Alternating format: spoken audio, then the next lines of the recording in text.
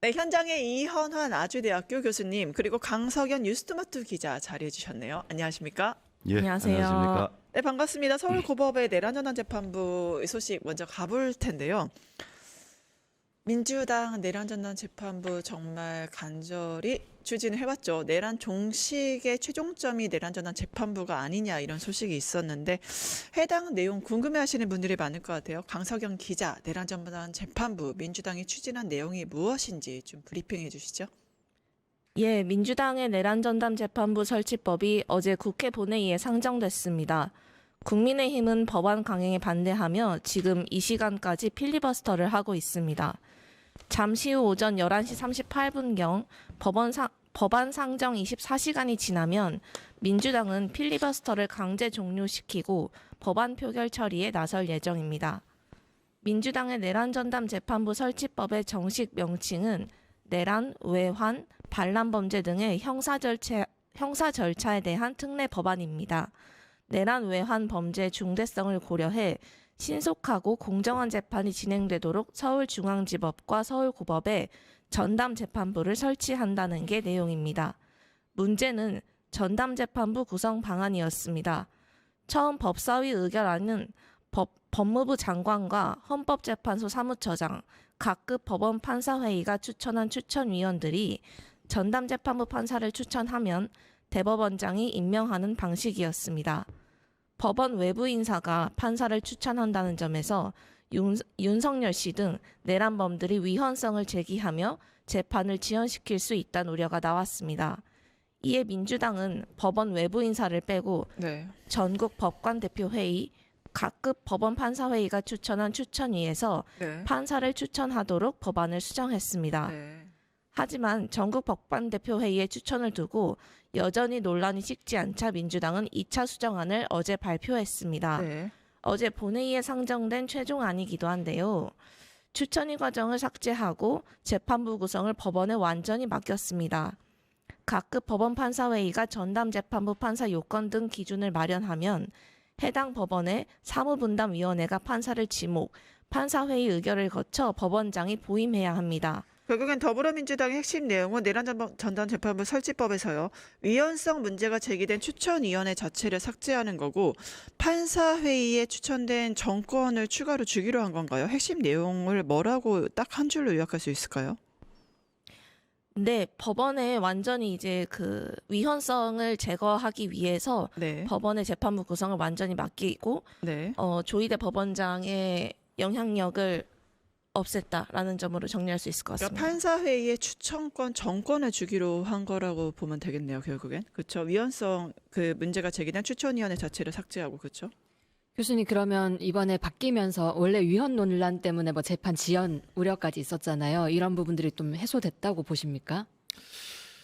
우선은 뭐 외형으로 보기에 회수가 된 것처럼 보입니다. 그런데 이것은 이 문제는 그 애초에 그 국회에서 의도했던 외부로부터 법무부나 헌재 등 추천 등등의 외부 추천을 포함한 그 전담재판부 법을 만들려고 했었던 거, 그것이 헌법적으로 평가를 하기에는 위헌이라고 보기에는 어려운 그런 상황이었는데 네. 계속적으로 어떤 위헌이라고 하는 주장과 시비가 계속 일어남으로 인해서 아마도 이제 현재 여당이 그 법률 위헌 시비를 최소한으로 줄이기 위해서 마련한 법인 것 같습니다. 네. 그런데 문제는 마지막으로 남아 있는 것이 결국 판사 회의에 의해서 말하자면 법원 내부에서 최종적으로 이제 전담 재판부를 설정을 한다라는 점에서 보면 일단 그 전에 이제 대법원에서 예규라고 하는 형식으로 이제 그렇게 하겠다라고 했고 그거를 이제 국회에서 법으로 그거를 말하자면 예규로 정한 물론 몇 가지 사항이 더 들어가 있는데 예규로 정하는 사항을 법률로 정해서 그렇게 해서 처리를 하겠다라는 구조로 지금 가 있는 상황입니다. 근데 이 부분에서는 애초에 논란이 되었던 위헌 시비 자체가 사실은 현재의 우리 헌법 체제 하에서는 충분히 그게 위헌이라고 할 수 없을 만큼의 적절한 법안이었는데도 불구하고 지속적으로 그 범위를 수정을 하고 하는 형태로 지금 나와 있습니다.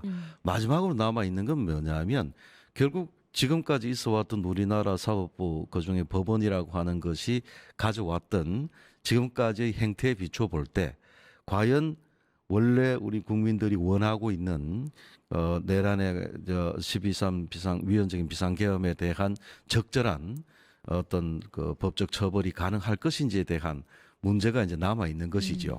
그 최종적으로는 지금 우리 법원이 예컨대 조희대 대법원장이 그동안 해왔던 몇 가지 우리 국민들을 지극히 실망시켰던 그러한 방식의 어떤 행위에 대해서 과연 우리 법원 내부에 있는 구성원들이 그거를 이겨낼 만큼의 어떤 여러 가지 내부적인 어떤 장애를 극복할 수 있을지가 마지막으로 남아 있는 과제다 이렇게 저는 보고 있습니다. 네. 교수님 결국에는 민주당에서 추천위의 구성을 없앤 내란전단 재판부 그 설치법이 지금 추진된 거잖아요. 근데 결국엔 조희대 대법원장의 영향력을 없애기 위해서 추천위를 삭제했다 이렇게 봐야 될까? 이거 어떻게 평가하십니까? 결국은 바로 그 점이죠. 예. 지금 그 몇 차례 있었던 우리 국민들을 실망케 했던 몇 차례의 구속 취소나 등등의 몇 차례의 그런 모습들은 결국은 조희대 원장이 아주 철저히 이건 정치적인 행위입니다. 사법권이라고 하는 거는 그런 정치적인 요소의 영향을 받아서는 안 되는 것임에도 불구하고 철저히 정치의 영향을 받았다라고 하는 것을 누가 봐도 뻔히 알 수 있는 70년 동안 해왔던 그 기본적인 법 해석을 하루아침에 바꾼다든가 또 실무 관행상 최소 2달 이상 걸렸던 그런 어떤 파기환송심 같은 것도 도저히 이해할 수 없는 방법으로 그렇게 또 해왔고 또 영장이라고 하는 부분에서도 상당 부분 다른 사건과 비교해서 볼 때에 상당한 정도로 이해할 수 없을 정도로 기각이 된 점이라든지 혹은 또 그 이후에 재판부의 절차 지연이라든지 이런 등등의 모습이 우리 국민들이 사법부로서의 법원에 요구하는 정상적인 행태를 완전히 벗어나 있는 것이거든요. 말하자면은 지금까지 우리 국민은 87년도 이후에 우리 헌법에서 사법권이 아주 지극히 독립적으로 잘 행사가 됐었습니다. 그랬는데 어느 날 갑자기 지금까지 정상적으로 해왔던 모든 부분들이 다 어그러지거나 전복되거나 위반되는 양상으로 나타났다는 말이죠. 이거는 결국은 지금까지 정상적인 사법권의 행사를 뒤집어 엎는 것이기 때문에 이 자체가 지금까지 우리 국민들이 기대했던 사법부의 독립이라고 하는 것에 반하는 그런 결과가 지금 되어 있는 겁니다. 그리고 그러한 현상이 나타나게 된 데 가장 큰 원인은 바로 사법부의 법원의 수장인 대법원장인 조희대 대법원장이 거기에 영향을 지극히 강하게 미치고 있다라는 점. 그게 누가 봐도 뻔히 드러나 있지 않습니까? 예. 방석영 기자, 최근에 그 대법원이 내란전담 재판부 설치한다는 안을 자체적으로 내놨잖아요. 민주당이 너무 압박을 하니까 이렇게 내놓게 됐다라는 얘기 나오는데 좀 소개 좀 해주시겠어요? 네, 앞서 대법원은 지난 18일 내란재판부 설치를 위한 예규를 내놨습니다. 법원이 법률 제정 없이 자체적으로 내란재판부를 설치하겠다는 취지인데요. 민주당이 내란재판부법을 본회의 상정을 예고하자 뒤늦게 자구안을 내놓은 셈입니다. 재판부 구성은 서울고법 형사재판부에서 무작위 배당을 하고 대상 사건을 배당받은 재판부를 전담재판부로 지정하는 방식입니다. 재판부로 지정이 되면 해당 재판부가 기존에 심리하고 있던 사건은 전부 다른 재판부로 넘기는 것을 원칙으로 했습니다. 네. 이 때문에 이 신속성은 일부 높일 것으로 보입니다. 현재 내란 사건을 담당하는 재판부가 기존 심리하던 일반 사건들도 병행해 속도를 내지 못하고 있었기 때문입니다. 하지만 이외의 법원이 사무를 분담하는 방식에서 크게 달라진 건 없습니다. 이 때문에 대법원 예규가 왜 이렇게까지 늦어졌냐는 비판이 일기도 했습니다. 네. 네, 결국에는 내란 2심의 키를 잡게 된 게 서울고법이 됐습니다. 그럼 이 서울고법에서 판사회의가 열렸다고 하는데 주로 어떤 논의가 좀 있었나요? 네, 어제 저녁 6시 15분부터 서울고법은 김대훈 법원장을 주재로 전체 판사회의를 열고 내란재판부 설치 관련 논의를 했습니다. 이날 회의는 대법원 예규 제정에 따른 후속 조치 성격이었는데요. 이번 회의에서 법관들은 내년 사무분담 때 형사재판부를 최소 2개 이상 증설하기로 결의했습니다. 서울고법 사무분담위원회는 이를 토대로 구체적인 전담재판부 설치안을 확정할 방침입니다. 회의에서는 본회의에 상정된 민주당의 내란 전담재판부 설치안도 논의됐습니다. 민주당 안이 통과되면 이 회의에서 전담재판부 판사 지정의 기준을 마련해야 됩니다. 다만 아직 법안이 통과되지 않은 만큼 회의는 30여 분 만에 짧게 마무리되었습니다. 네, 이번에 대법원이 내놓은 안을 보니까 좀 민주당 안이랑 대법원 안 얼핏 비슷해 보이기도 하거든요. 좀 차이점이 있을까요? 네, 얼핏 보면 두 안이 비슷해 보입니다. 민주당의 최종안이 법원에게 완전히 공을 넘기는 방식이기 때문인데요. 판사회의를 거쳐 사무분담회의위원회가 업무를 배정하는 형식은 기존 법원에서 하는 형태고, 이 때문에 대법원 예규도 이 과정을 거쳐서 재판부를 설치하도록 하고 있습니다. 이에 법원 내부에서는 대법원 예규대로 진행하면 문제없이 전담재판부를 운영할 수 있는데 왜 민주당이 강행하는지 의문이라는 말이 나오기까지 했습니다. 하지만 법조계 평가는 좀 다릅니다. 우선 가장 큰 차이는 민주당은 특정 법관을 지정해 재판부를 구성하고 사건을 배당합니다. 반면 법원은 무작위로 사건을 배당한 다음 배당받은 재판부를 전담재판부로 지정하는 방식입니다. 쉽게 말해서 법관을 미리 지정할지 무작위 선정할지를 두고 입장 차이가 있는 겁니다. 네, 교수님, 결국엔 법관을 미리 지정하느냐 아니면 무작위 배당을 하느냐 이 차이인 것 같은데, 사법부의 독립을 지금 얘기하는 게 바로 법관들 아니겠습니까? 사법부 독립이나 이제 법치주의 국가의 기본 원리에 충실하기 위해서는 어떤 게 좀 더 나을까요? 어떻게 보세요? 지금 뭐 하도 안들이 여러 차례 수정이 되고 이런 상황이기 때문에 네. 저도 최종적인 안이나 혹은 여러 수정되는 안들을 정밀하게 이렇게 검토를 못 해봐서 예. 사실 이제 잘 정확할지는 모르겠습니다만, 제가 볼 때는 좀 회의적입니다. 네. 이 무슨 말이냐면, 서울고법이라고 하는 데다가 재판부를 구성을 한다라고 하는데, 서울고법조차도 이미 그 조희대 대법원장의 영향하에 인사가 이루어져 있습니다. 예컨대 우리 사법부 법원 전체의 대표, 각 그 지방법원을 포함한 전체 법관회의라든가 혹은 또 판사회의 범위를 그 정도로 한 단위의 그 법원 구조로만 하는 게 아니라 전체 법관회의 등을 통해서 한다면은 오히려 우리 사법부 내부에서의 어떤 전담재판부 구성에 있어서의 어떤 객관성이나 공정성이라고 하는 것이 조금 더 선명해질 수는 있겠지만, 서울고법 단위라고 하는 거기에 한정해서 그 내부의 판사회의를 거쳐서 전담재판부를 구성을 하고, 거기에 뭐 사무분담위원회 뭐 등등등의 또 여러 가지 또 법원 내부의 기술적인 여러 가지 그 재판부 구성에 관한 조직 같은 것들이 또 이제 얘기가 되고 있는 것 같은데, 서울고법이라는 범위 내부에서만 한정해서 한다면 그 자체도 저는 상당히 회의스러운 부분이 있다라는 점을 저는 말씀드리고 싶습니다. 네. 이게 가장 중요한 것이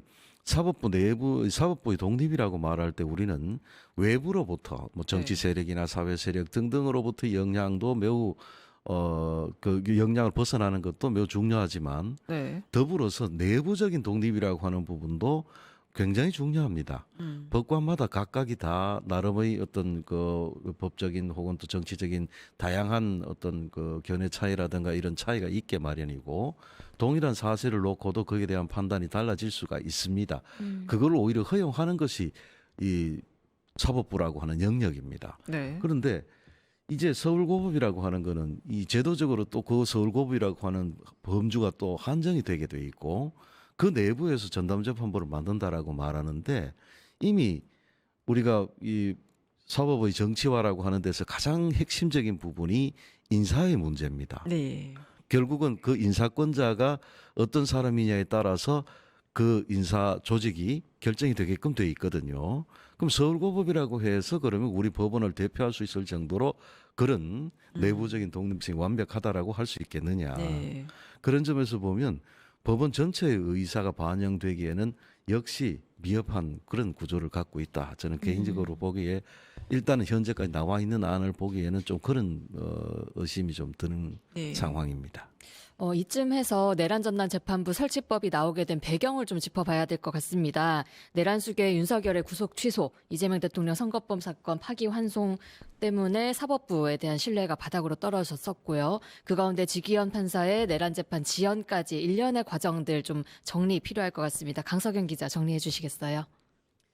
네, 법원이 사법부가 지금 이제 독립을 이야기하고 있지만 이 모든 것을 자초한 것은 법원 스스로라고 봐도 과언이 아닌데요. 네. 네, 교수님께서 앞에서 간략히 짚어주신 것처럼 지기현 재판부가 3월 7일 윤석열 씨의 구속 취소를 결정하면서 내란 수계가 거리를 활보하는 모습을 국민들이 지켜봐야만 했습니다.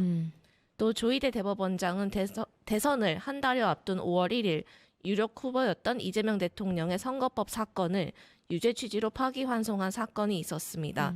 상고심 결과와 상관없이 이례적인 절차 진행이 있었다는 점에서는 법조계 모두 이견이 없을 정도였습니다. 하지만 법원은 어떤 것도 해명하지 않았습니다. 아울러 비상계엄 선포 1년이 지나도록 아직까지 윤석열 씨는 물론 내란 사건 1심 선고가 내려지지 않았습니다. 이 때문에 문영배 전 헌법재판관, 김선수 전 대법관 등 원로 법관들은 최근 사법제도 공청회에서 이를 지적하며 법원이 위기를 자초했다고 지적한 바 있습니다. 네. 네, 교수님, 결국에는 내란전담 재판부 이 설치의 역사를 보면 이제 지기현 판사나 그 사법부의 12.3 내란 이후의 그런 태도들, 내란 재판에 대한 태도들로 인해서 내란전담 재판부의 필요성이 역설이 되었고, 그다음에 이거에 대한 설치를 계속 위헌성이 있다고 반대를 했잖아요, 판사들이. 그러다가 그렇죠. 갑자기 예규를 해서 대법원의 반격, 내란전담 재판부 우리가 하겠다라고 얘기까지 하니까 여기서 민주당이 니네 안에 그대로 따르지 않을 거야. 우리 자체의 수정안, 조희대 입김을 제외한 수정안으로 본회의 상정을 하겠어라고 바로 어제 상정을 했죠. 그럼 이 일련의 과정들은 전체적으로 어떻게 평가하십니까? 우선은 그 일련의 과정이 놓여 있는 좀 더 큰 틀에서의 우리나라의 그 사법부 법원의 역사를 좀 살펴볼 필요가 있습니다. 우리나라의 사법부라고 하는 것 자체는 이게 약간 좀 범위가 너무 넓어질지 모르겠습니다만 일제 강점기 때에 기초적인 사법부가 구성이 됐고 해방되고 우리나라가 만들어지면서 재헌헌법에서부터 사법부가 정해지면서 그때 법원이라고 하는 것이 처음 만들어졌습니다. 근데 사실은 그 법원 자체도 그 법원을 구성하는 대부분의 법조인들이 일제 강점기 때 양성됐던 법조인이었고 그분들이 이제 그 후에 우리나라에서 지속적으로 나타났던 독재 권력에 의해서 사법부 내지 법원의 역할이 규정됐던 측면이 많습니다. 그런 점에서 보면 물론 우리 법조인 중에는 독재 한거해서 민주주의를 위해서 희생하신 분들도 많고 그렇습니다만 사법부는 아직 민주화가 안 된 거네요. 쉽게 말하면 이제 그런 측면에서 아직도 사법부 내에서는 그런 친독재적 경향성이 남아 있는 겁니다. 가장 독재적 경향성이 가장 컸던 것이 유신 시대와 50 시대였는데 실제 그 유신 시대와 50 시대 때의 우리 법원 내의 조직원들의 법원 조직의 구성원들이 갖고 있었던 기본적인 인식과 어떤 행위 방식 이게 지금까지도 크게 영향을 미치고 있고 그 영향을 제도화했던 것이 가장 문제가 많았던 것이 유신 시대 우리나라 헌법 규정상의 법원 규정이었습니다. 그 법원 규정과 지금 규정이 거의 다르지 않거든요. 그 유신 시대 때의 행위 방식을 그대로 따르고 있는 것이 조희대 지금 대법원장의 행위입니다. 그래서 대법원 내지 사법부 법원 조직이면은 무조건 정치 권력, 집권 세력에 동의하여 그 집권 세력의 정치적 의도를 충실히 반영하는 것이 사법부의 의무다라는 정도로까지 인식하고 있는 것이 현재의 조희대 대법원장의 기본 인식 틀이라는 것이 엿보입니다.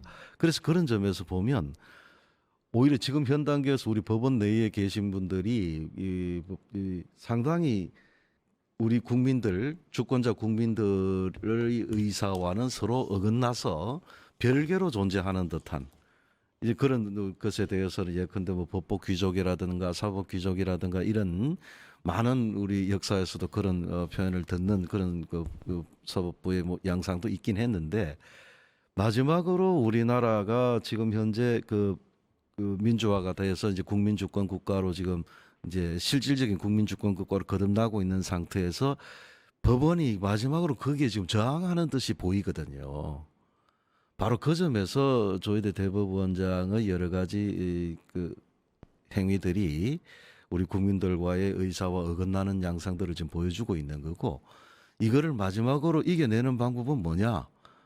그거는 결국은 국회라고 하는 장에서 법률을 행할 수밖에 없습니다. 물론 그 앞에 헌법을 개정을 해서 그렇죠. 제대로 된 사법부가 구성될 수 있도록 만들어주는 것도 필요하지만 네. 지금 당장은 그렇게 할 수 없는 상태이기 때문에 네. 최소한 국회에서라도 법률을 통해서 그러한 것들을 실현할 수 있도록 하는 것이 바람직한데, 현재 그 전담 재판부에 관련된 뭐 예규 또 주장이나 혹은 국회에서의 법률 입법 주장이나 노크를 보면, 예규 주장은 그냥 지금까지 해오던 방식으로 내부에서 하겠다 이런 주장이고, 오히려 외부로부터 국회에서 법률을 통해 가지고 내용이 유사하다 하더라도 그런 부분에서는 좀 바꿀 필요가 있다, 이렇게. 네, 강서영 기자, 그 짧게 대답해 주세요. 어떻게 그 내란 전단 재판부 본회의 통과 시에는 어떻게 진행될 것 같으세요? 짧게. 네, 통과되면 이제 법률에 따라서 서울고법이 진행할 예정이고요. 예. 법조계에서는 이제 국회가 내란 사건의 피해자인 만큼 법원이 피해자의 목소리를 들어야 한다는 지적이 나옵니다. 네, 감사합니다. 지금까지 내란 전담 재판부 이제 본회의 상정 앞으로 결과가 어떻게 될 건지 두 분과 함께 살펴봤고요. 이현환 아주대 교수, 강석현 뉴스토마토 기자와 함께했습니다. 함께해 주신 두 분 감사합니다. 예, 감사합니다. 감사합니다. 유튜브 구독하고 실시간 채팅과 댓글을 남기시면 매일매일 7,000TTCO를 드립니다. 참여 방법은 통통물 어플을 다운로드하고 회원가입과 로그인을 해주세요. 마이페이지에서 나의 회원 고유 번호를 복사해주세요. 유튜브 구독 후 실시간 채팅이나 댓글창에 고유 번호를 한 번만 입력하면 준비 끝! 지금 유튜브 채팅과 댓글 쓰기 참여하고 7,000TTCO 받아가세요.